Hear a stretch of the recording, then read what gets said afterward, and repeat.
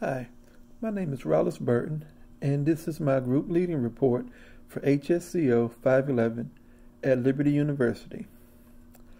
Emotional health is a very important part of overall health.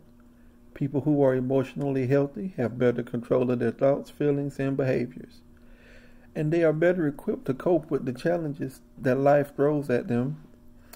What I've come to realize, however, is that many men don't have this. They don't have uh, a good sense of emotional health. Men, a lot of times, are thought to be too manly, I suppose, to actually seek emotional help or even someone to talk to. Where women have built-in support systems, most times with friends. If they have a bad day, they have somebody that they can talk to until they actually feel better about it. As men, we don't do that. And that is one of the reasons why I decided that a group like My Brother's Keeper, which is what I named my group, would be a necessity for some men, and of course myself, my family, and some people in my community. Galatians 6:2 states that we should carry one another's burdens, and in this way we will fulfill the law of Christ. And I truly believe that we can't do this by ourselves. Life is not something that we're supposed to live alone. There are instances where we need help, and to be able to ask for that help and to present things in a certain manner so that we can receive that kind of help is what we're here for. Now, my meeting was held on February the 21st at 5:30 p.m.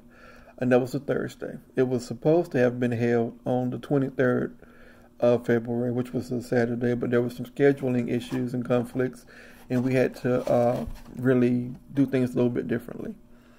There was an hour and a half allotted for the actual group meeting. However, it didn't last as long as I thought it should have. We only met for about an hour, a little bit over an hour, but not an hour and a half at all. It was held in a community room at my local public library, and it was a 6-person group. It was 5 people plus myself, one coworker, my younger brother, my brother-in-law, and 2 close friends of mine. There was no co-leader. The room had tables and chairs, which I rearranged to put seating a certain way toward the front of the room where I would actually be speaking. I didn't want anybody with their backs facing the actual place where I would be at. So there were 2 tables aligned right up front with 3 chairs at each one, facing forward. There were donuts and coffee that were supplied for everybody. Most people actually showed up about 10 minutes before the meeting was supposed to start.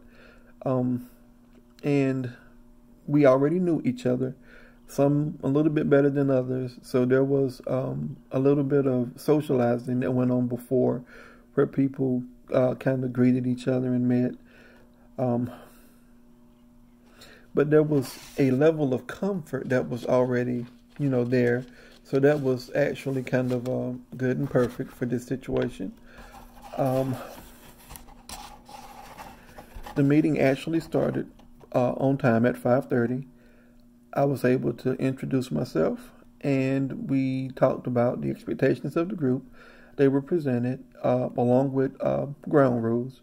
And the one that was stressed the most was the personal information that we would go over in that type of a setting would actually stay in that setting. We were not supposed to share anything that was shared with us outside of the group. Participation was encouraged because the success of the group was basically dependent on the amount of participation that each member that was there actually put into the group. You don't get out more than you put in. So that was stressed. The timeline was presented, and a timekeeper was actually selected to keep us on schedule, to make sure that we didn't go over. Everybody introduced themselves. I had everybody go around and talk about one thing about themselves that they liked and something that was kind of different, something that nobody else in the room would know about them, or something that they've done, or just something that made them stand out and a little bit different. Okay, after introductions, there was a round. We did a comment round, and the group was asked what was their opinion about a group of this nature. Jacobs et al. States that rounds actually increased participation. However, no one really spoke out at first. It was a bit of silence. And then the question was changed to, do you believe that this type group can be beneficial to you? Everyone said yes. It was basically one answer, one-word answers for the most part. It wasn't anything in-depth at first. Then two people actually did speak, and they talked about why. So that was a nice breakthrough when they started to actually talk.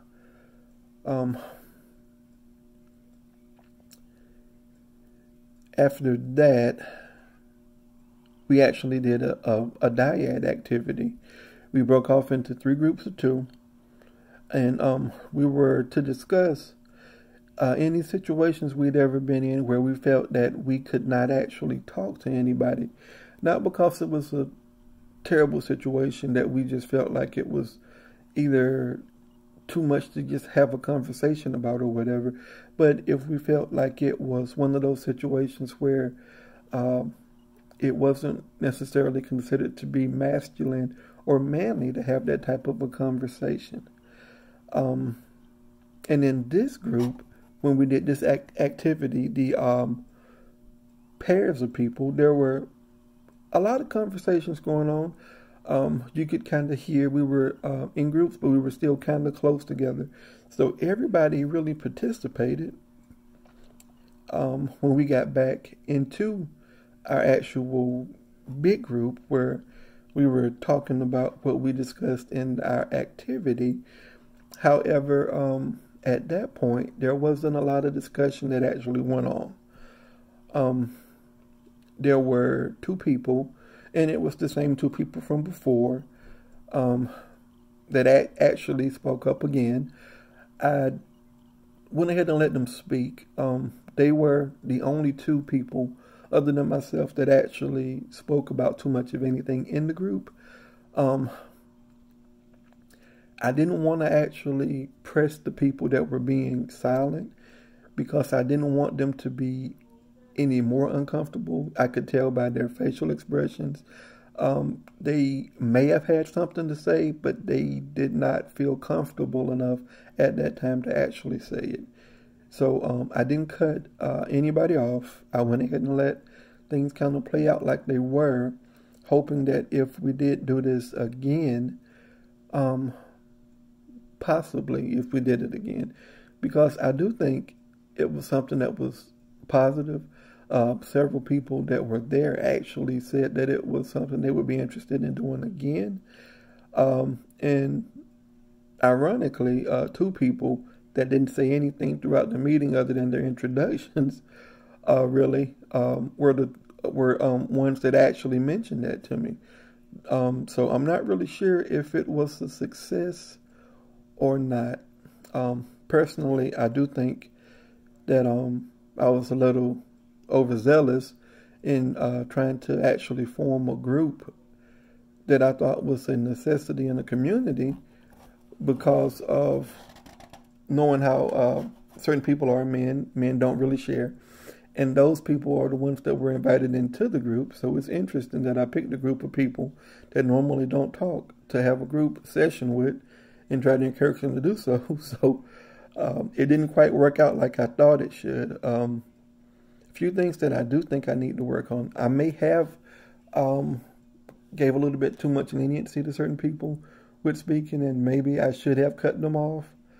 But even without cutting them off, the meeting was shorter than I had anticipated for it to be. So I'm not really sure if it was a success or a failure. Again, the population that I actually picked was the population that's known for not sharing intimate details, and they were placed in a setting where they should be sharing information, and maybe we haven't just gotten to that point quite yet. But again, I do think it's something that's needed. Do think it's something that's necessary. And men, they have a tendency to actually feel like they can do it on their own. They don't want to share intimate details with their lives, their emotions, or something that's supposed to be bottled up and stashed away. But we can't do this on our own. To live, to be happy, to have a prosperous, healthy life, we have to be able to not only take care of ourselves physically, but emotionally. And that's my report. Thank you, and you have a nice day.